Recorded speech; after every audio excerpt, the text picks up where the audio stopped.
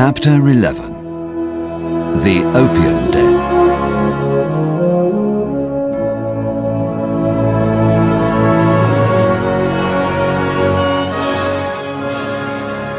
That evening, exquisitely dressed, Dorian Gray entered Lady Narborough's dining room.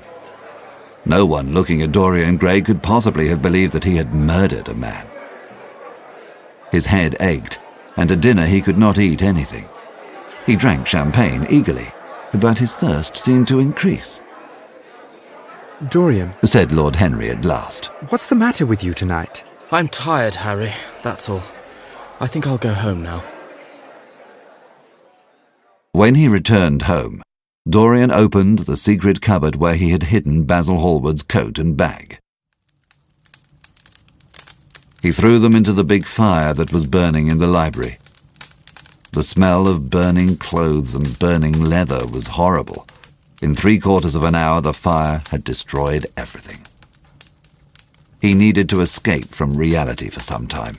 He needed to forget what he had done. He got up from the sofa and went into his bedroom. When he came out at midnight, he was wearing old, common clothes, and a large scarf covered his face. He went out of the house quietly. In Bond Street he found a carriage, and in a low voice gave the driver an address.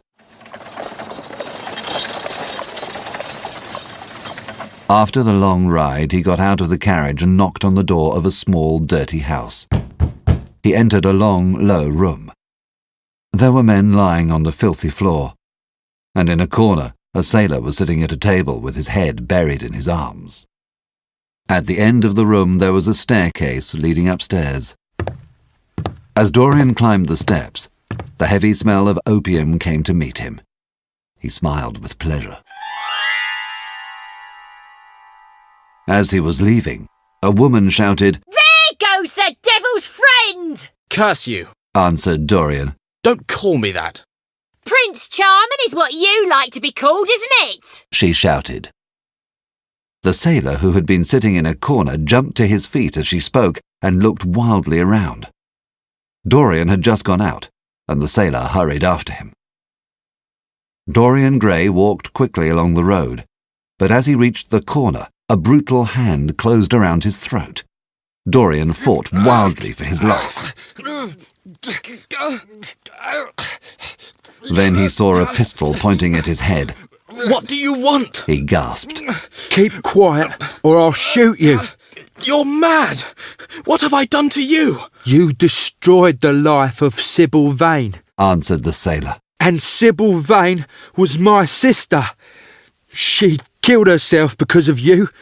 For years I've looked for you, but I only knew the name she used to call you, Prince Charming. I heard your name by chance tonight. Pray to God, because tonight you're going to die." Dorian Gray was sick with terror. "I never knew her. You're mad." Suddenly, a wild hope crossed his mind. "Stop!" he cried. "How long ago did your sister die?" 18 years ago. James Vane replied. 18 years? Take me to the light and look at my face. James Vane hesitated, and then pushed him towards the light. And he saw the face of a boy of 20 with all the purity of youth. It was obvious that he was not the man who had destroyed her life. My God, cried James Vane. I nearly murdered you. Forgive me, sir. Go home and put that pistol away before you get into trouble, said Dorian, turning around and walking away.